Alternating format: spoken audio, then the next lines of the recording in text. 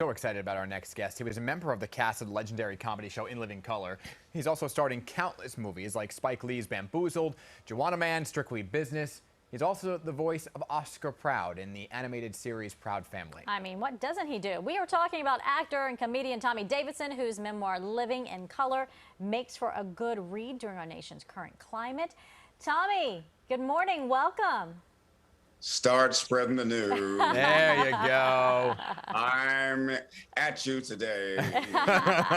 Hey, in your book, which we're so excited to talk about, you speak candidly, though, about your early life being discarded by your birth mother, then being raised by a white mother. Talk to us about your childhood. Well, you know, for one thing, let's start out saying I didn't know that I was black. So I was abandoned in the trash in Greenville, Mississippi in 1966. My mother, who raised me, the woman in the middle there, found me random. She was walking out of a house, a really dilapidated house with kids in there doing drugs and stuff. She had gone there to see if my mother, my natural mother, was there. Somebody told him she was there, and something told her to look under this tire. She lifted up the tire and saw my foot. Wow. You know, moved the trash. There I was. Torn T-shirt, said I will be president in 20, and then the rest was ripped. Went to the hospital, nursed me to health. Went from there to Fort Collins, Colorado, Larry, Wyoming, where I grew up. You know, first off, Tommy, your story is absolutely incredible. Yeah. Thank you for sharing it. For people who didn't know the backstory, I've read about it. I've watched some of the interviews about you, and it's just amazing. Oh, thanks. And your mother, she is an incredible individual to not only just rescue you, but then want to adopt you, right, and bring you into the family as well. You know, there were so many stories I was reading about you that your mother didn't want to treat you as if, you know, you were like your brother and sister. She wanted you to know your culture and know your backstory. When did you realize, though, that you were different from your brother and sister? It was like a firecracker went off in my back pocket. We moved from Fort Collins, Colorado to Washington, D.C. when her and her husband split. We moved into D.C. during the riots when King got shot. Yeah. So all these tanks and seeing fires and people rioting, it's familiar to me because it's the first thing I saw. Right. I'm 5 years old. When we got there, the black kids beat us up real bad every day. Really? And they were calling my brother and sister White Cracker. Yeah. And they were calling me White Cracker Lover.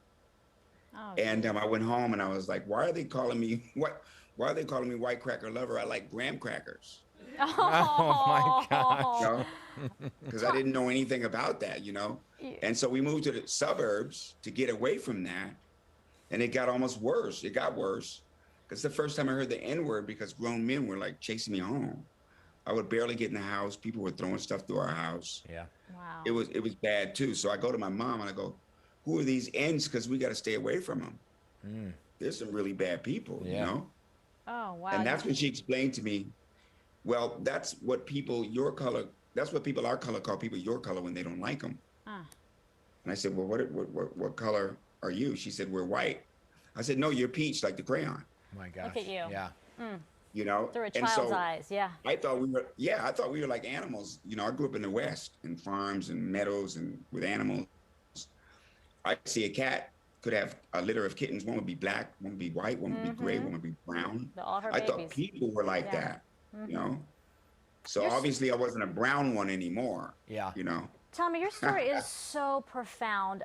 And you actually did get to meet your birth mother, correct? I did. What was that like? It was a good closure for me.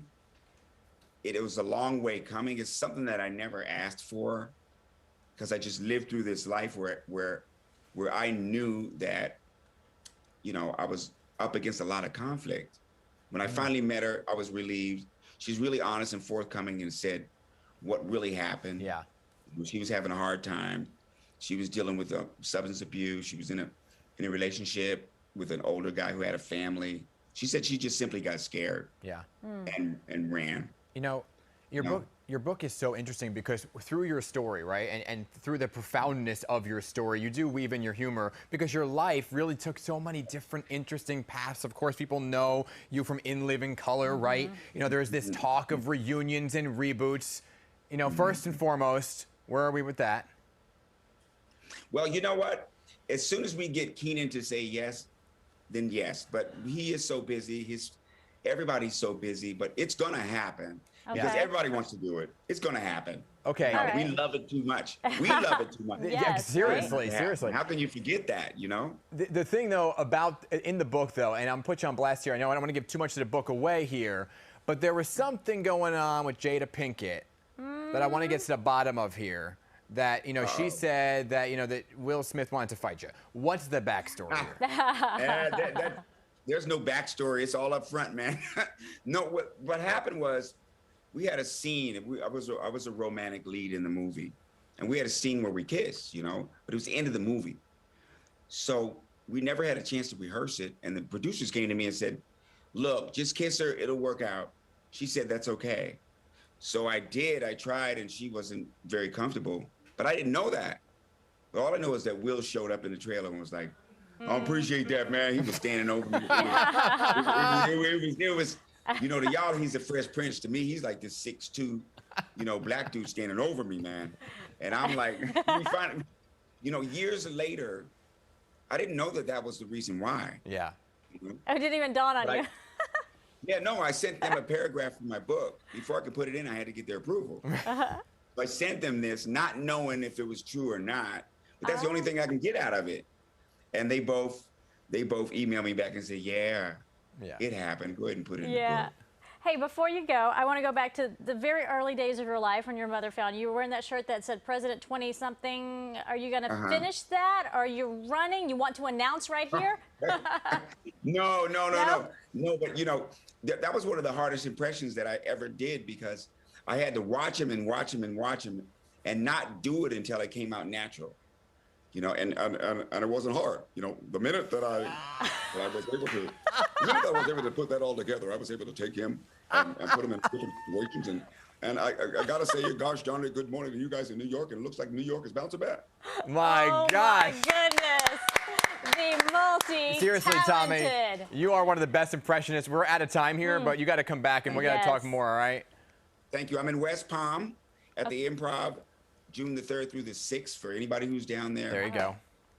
Well, we love it. You are truly a miracle in many ways. Come on back, please. Thanks for joining us today. Thanks for having me, you guys. Absolutely. Really appreciate it. Sincerely. Thanks. Right back at you. Same here. His memoir, Living in Color, What's Funny About Me, is now available in paperback and hardcover. You can find it in bookstores and online.